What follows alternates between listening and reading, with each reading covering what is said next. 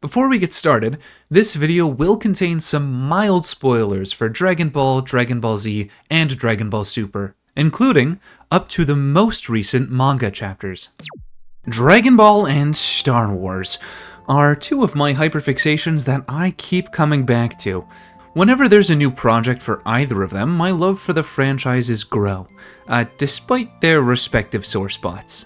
When Star Wars' Andor and Dragon Ball Daima were releasing, my love for both of them was at an all-time high. You've read the title, so you know what's up. But this is a video idea I've had since then. What lightsaber colors would Dragon Ball characters have? And it's pretty fitting, since Akira Toriyama took lots of inspiration from Star Wars when he was writing Dragon Ball. If you didn't know, the lightsaber colors that Jedi and Sith have in Star Wars usually have meaning. I'll give the canon explanation of each color when it comes up to give everyone a refresher, but let's get it started with our first character, the big man himself, Goku.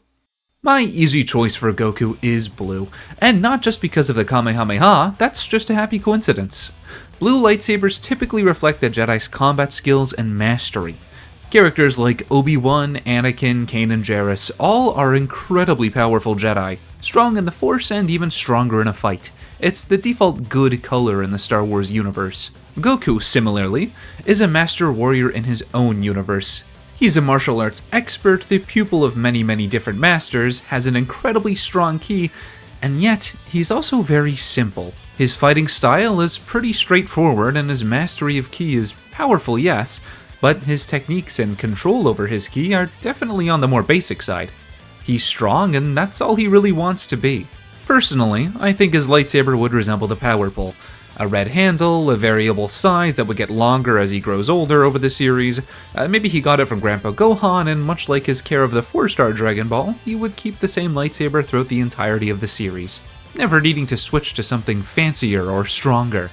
I also like the idea of Goten using this lightsaber while Goku was in Otherworld after the Cell games. Furthermore, I think Goku would probably end up using Form 6, Niman, which is the basic traditional way that Jedi use lightsabers. It's a sort of combination of all of the other forms that utilizes all of their strengths without any of their weaknesses, but doesn't have any of their specific unique qualities. I can see Goku slowly adding more techniques from the other forms throughout the series as he learns from different masters, eventually ending up with his completely unique own lightsaber style that combines the best of all of the other forms.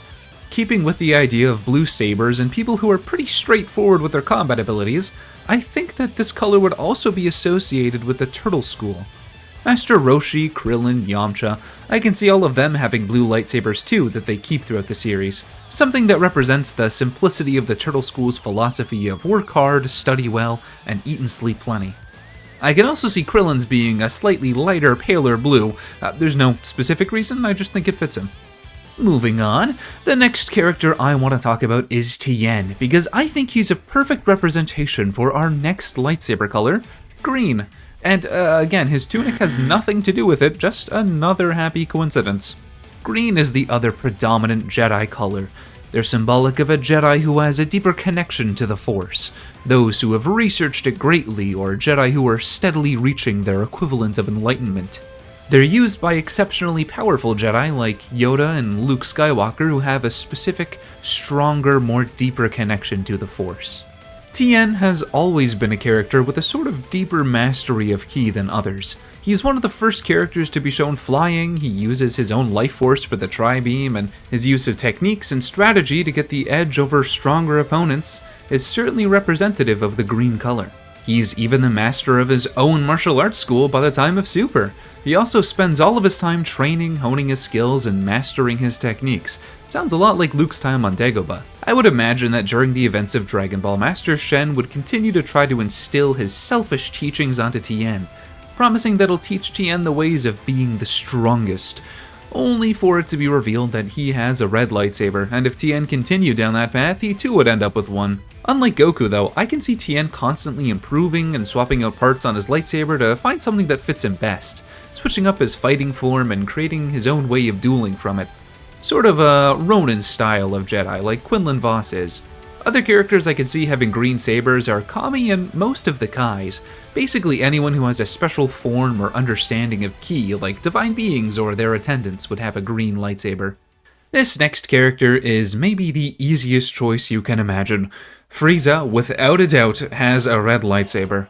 Red is of course the default evil color of lightsaber, and the color mostly used by darkside users and Sith. There are a few reasons for red lightsabers given over the years through canon and legend sources. Sometimes it's because the red kyber crystals inside are artificially made, but they're now usually created by bleeding a kyber crystal. That's a process that imbues it with the user's own hatred and, for lack of a better word, evil.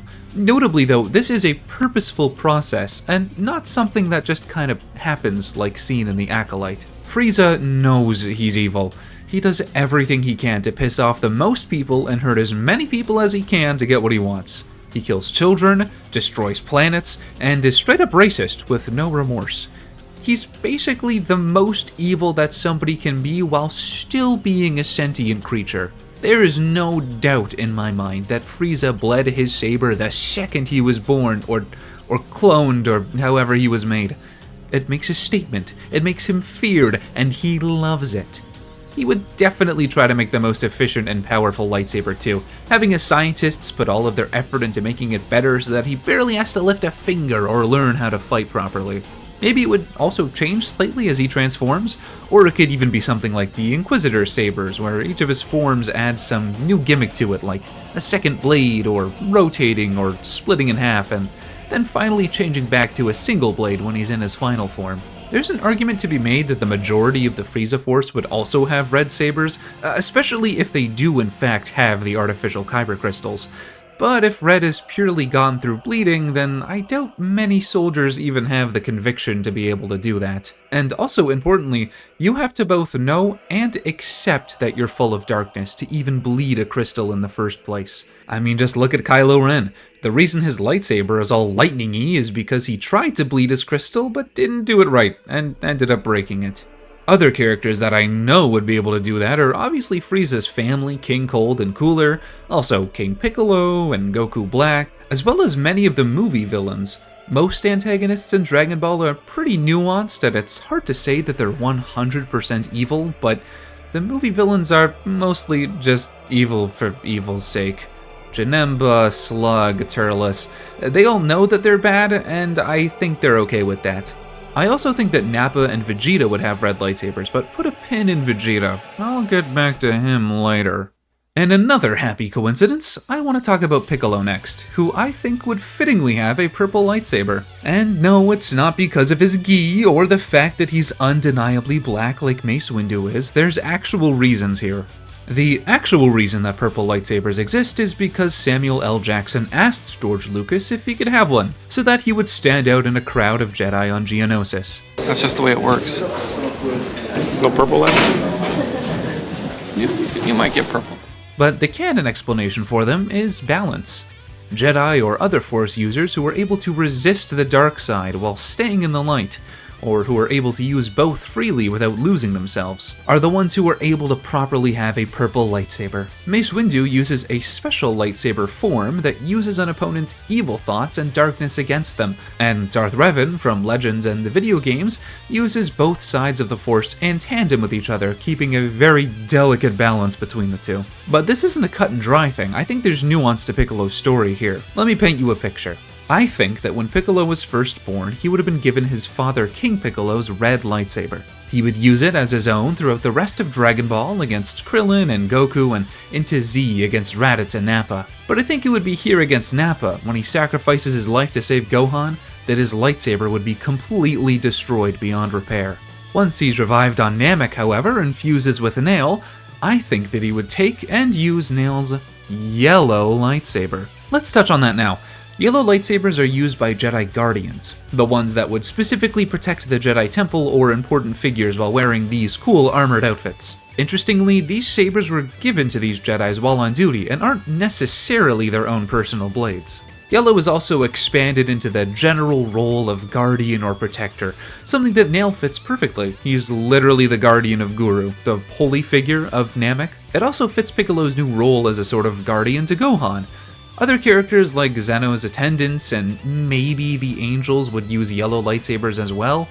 Basically, almost anyone that specifically guards another character as their primary job would have one. I'm looking at you, Mr. Popo. I think that Piccolo would use this saber throughout Namek against Frieza and would carry it into the Android Saga to use against Cell and 17. It isn't until Piccolo finally fuses with Kami that he would venture out and get his own Kyber Crystal, crafting the handle for his blade out of the parts from Nail, Kami, and the remain of King Piccolo's lightsabers, where he would finally return with his new purple blade, representing the balance he's found as the reborn nameless Namekian, a perfect commingling of his evil and good halves, with a little bit of Nail thrown in there for good measure. I also think the Gods of Destruction would have purple blades, both to represent the delicate balance of their job to cultivate their universes, and probably also just by infusing their Kyber crystals with their own destructive ki. Ideally, I think that a perfect Supreme Kai who's actually good at their job would have one too, but most of them are pretty bad at their job, so green seemed a little more fitting. And with all of that, it's finally time to talk about Vegeta. Much like with Piccolo though, I want to tell another story of his journey and the different colors that he may have. I'm in the belief that the majority of the Saiyans on planet Vegeta would probably have had red lightsabers, but certainly the royal family would at the very least. While low-class Saiyans and baby sent-off planet like Goku and Broly probably wouldn't have been given one, Vegeta and his crew would have been. Vegeta would obviously start the series with a red lightsaber. It could either be the one he started with, or one that he acquired during his time in the Frieza Force. I can see him stealing his defeated opponent's lightsabers and bleeding its crystals whenever he finds one that he likes a little bit more, maybe even dual-wielding. Either way, by the time he makes it to Earth, his blade is as crimson as they come. I think that he would end up using red sabers through his fight with Goku, onto Namek against Frieza, and up until his death. Once again, it doesn't matter if it's actually his sabers or if he's just finding ones and bleeding their crystals. He would, of course, lose any of his sabers on Namek when it explodes, leaving him without one. And I think it's here, now on Earth, that Vegeta would go out and make his own lightsaber. And I think that his would be our next color, orange. Now, orange lightsabers are a bit contentious, since it's not clear what exactly they mean.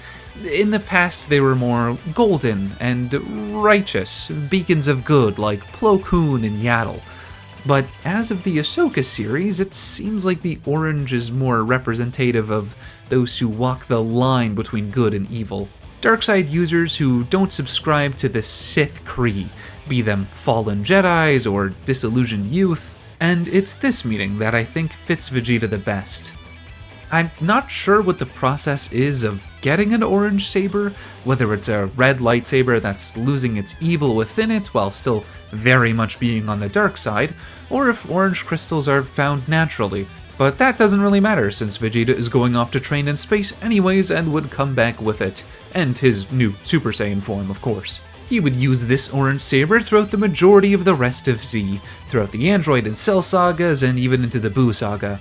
However, once we get to the Majin Vegeta part of the story, I think that he would once again bleed his orange Kyber crystal, falling to the dark side again.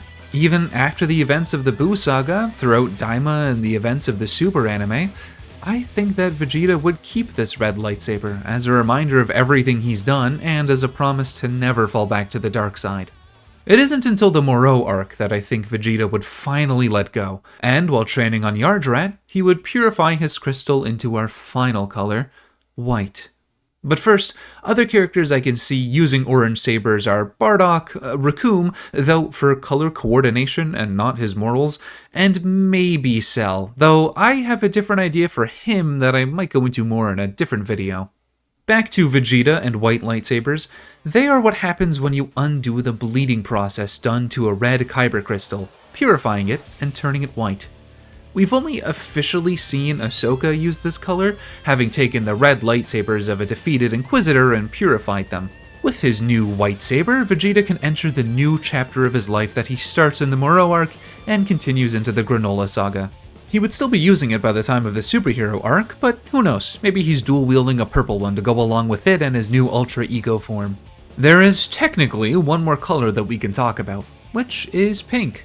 We see this as one of the options Cal Kestis can use in the Jedi Fallen Order series, though this isn't canon since he actually uses blue sabers. It's also seen in other light-based weapons like light whips, but there hasn't, to my knowledge, been any official pink sabers. The closest we get being Mara Jade from the books, though hers is in fact officially purple. The only character I can really see using pink sabers is Majin Buu. He would probably just make one using his own body and magic, and it would just kind of turn out pink. I would like to think that Super Buu could bleed his own crystal, at least after he absorbs Piccolo and has the IQ to do so, and then maybe that would go on to be Kid Buu's, but it's just as likely that Super Buu and Kid Buu would just hold on to their pink ones. And with that, those are my ideas for what lightsaber colors some of the characters in Dragon Ball would have. I would love to do more of these in the future, since there's a lot of characters I didn't touch on, most notably Gohan, but I didn't want this video to be too long. Maybe I'll make some shorts about it in the future if you like this video enough. Speaking of which, leaving a like on this video and subscribing to the channel are the biggest ways you can help me out. But with all of that said, thank you all so much for watching, stay safe, have fun, and I will see you all in the next one. Bye bye!